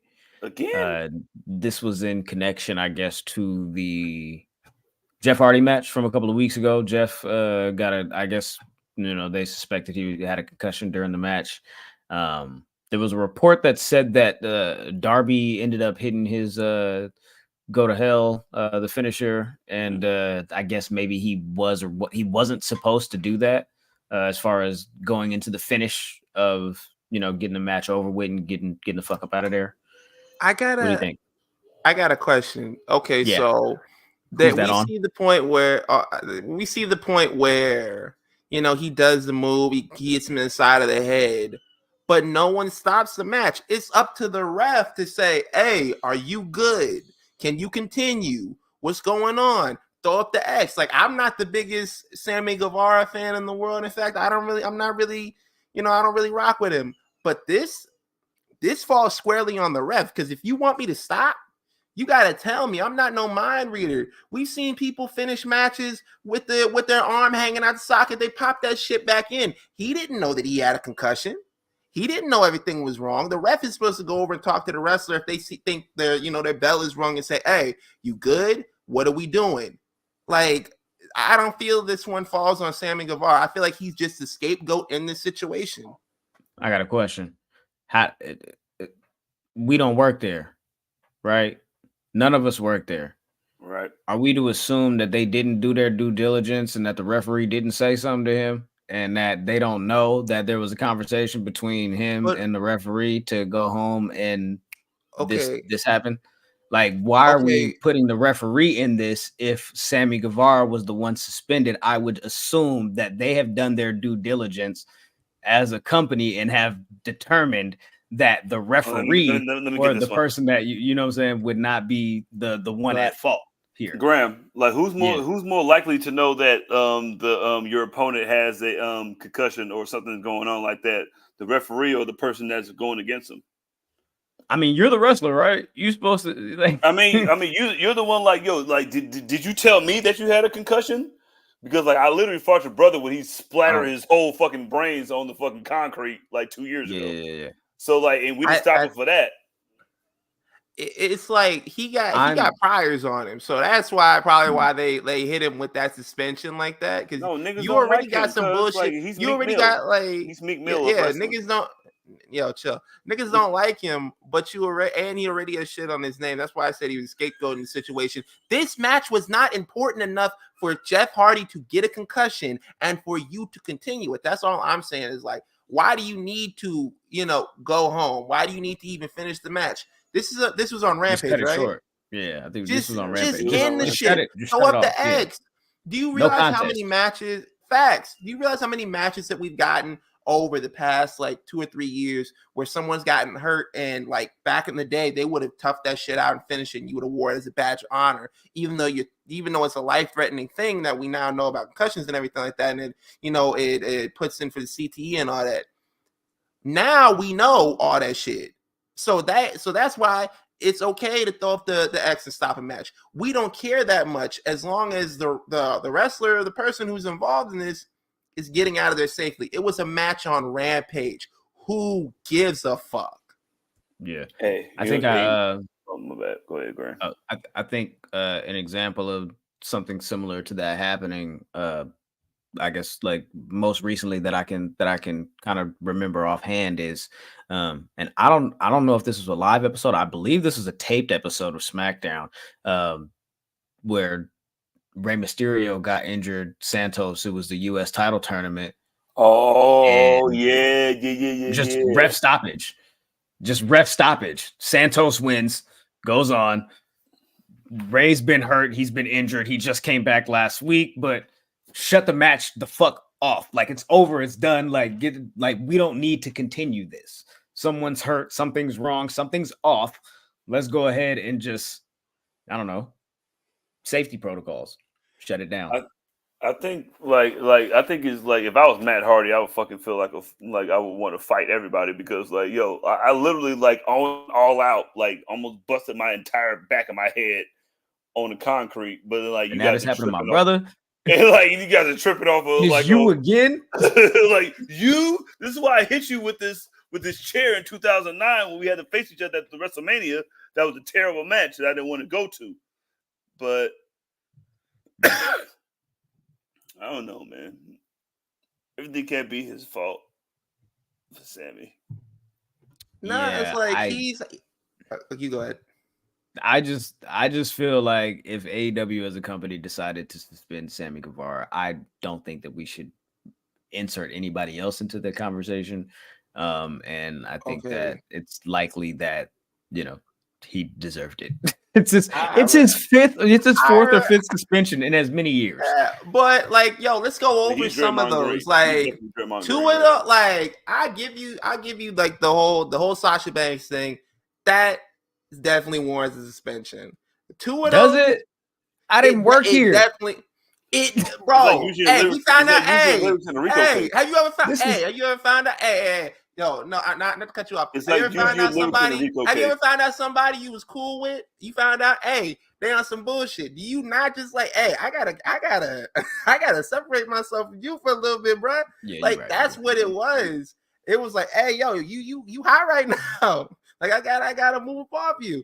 But the two of those instances, the whole thing with Andrade and the thing with Eddie Kingston, I'm not putting either one of those on him. Those were those niggas reacting to what he was doing. That was them like going. What you said though? What you said though? Those were those guys reacting to what he was doing. You don't get to choose but you can't, how someone reacts to. Hey, y'all, man, y'all on some bullshit. Because when I was saying CM Punk had the right to put his hands on niggas, y'all was saying, nigga, hey, you can't do that. But now, because it is the same. It's not the same, nigga. Bruh, I don't never say nothing different about you. Matt Hardy almost died in front of my eyes, nigga, and you still told me to go on, nigga. But do you want me to stop, nigga, because Jeff Hardy fell over, nigga, one time, nigga? I'm just saying, what I always say is you don't get to choose how people react to your disrespect or your actions. That's it. That's all I say. All right, real glass. Just say that you care about Jeff Hardy more than Matt Hardy, and then we'll leave it at that. You'll say make Jeff Hardy all elite again. All right, yeah, okay. They definitely care about Jeff Hardy more than Matt Hardy, and Matt Hardy on his way up out of there. They're like, yo, we can give a fuck about you, bro. Like we're gonna resign Hook, Hook getting resigned before Matt Hardy is crazy, nigga. Let me just say this part real quick, and I'll let you go, Graham. Like, yo, he's gonna if he ends up not renewing his contract, I know we talked about it on the show. If he ends up not renewing, he goes back to WWE. He's gonna have to wait at least 3 years for that Hall of Fame induction because he ain't going in by yourself, buddy. No, it's like Kirk Cousins not resigning. Man, I just can't wait till Matt Hardy cuts his promo and he says, "You know what they say to me? Which one are you?" You ain't even twins, nigga. Like you're literally older than this nigga. I bet you they'll say that to Matt Jackson in regards to Nick Jackson. They don't, man. They don't. All right, man. That's all I got, dog. Let's go ahead and get up out of here. We definitely appreciate you guys for tapping in, staying dangerous, tuning in, you know what I'm saying, kicking it with us another week, one time for the one time. Hey, at the Enemies P3 on all social media platforms. If you are tapped into patreon.com/public enemies, you'll have that Pet Peeves episode coming at you this weekend. I got to give people some weekend viewership. You know what I'm saying? Like something to do over the weekend. You feel me? You check in with us. You feel me? You know what I'm saying? On Fridays, on Thursdays or whatever. But you know what I'm saying? Just to kind of keep that conversation going on Saturday, Sunday or whatever, when you got time for it. You feel me? Yeah. Pet Peeves. Extras, Patreon. Tap in, man. It's available. It's right there for you. The poll that is on our Patreon right now is for the next episode of The Watchers. Would you like us to do an alternate commentary or rewatch of the 6-man Hell in a Cell match? Osprey versus Michael Oku, or what was it? Blackpool Combat Club versus FTR and Mark Briscoe from Final Battle. The 6-man Hell in a Cell is winning that right now, by Yeah, the way. So that's looking like that's what it's gonna be. So we're gonna do that anyway. Yeah, man. Hey, at the Enemies P3 on all social media platforms. If you're in Philadelphia, hey man, link up with the kids, man. You know what I'm saying? We can get shit cracking. Yeah, if you want to follow me, I'm at Oh My God Graham, everywhere like air. Still the public enemy #1. You feel me? Of course, because you know these niggas is finna let me walk into Philadelphia. All right, man. That's all I need to say. I'm going next. Listen, man. Listen, at that trap, man. Yo, I fucking hate this nigga Graham, but he's my best friend. But but shout out to him. Like, look, you know, shout out to him. Like this. I'm at that's me. _that's me with 2 E's or 3 E's on Instagram. Like, follow everybody. Like 6 years in, you're welcome, and it's only going to get better from here. And I love my brothers forever, and you can't say nothing about them because like if you say something, then I'm gonna come out, and if I come out and start, you don't want that. So listen, shout out to us and my brothers. Yo, you can follow me Twitter, Instagram, TikTok at _son_. You can walk in Philly with the belt all you want. You can walk in all you want, bro. That's cool. Say that little shit. We'll see who's walking out. Yeah, we gotta do live predictions like on the street walking in Philly.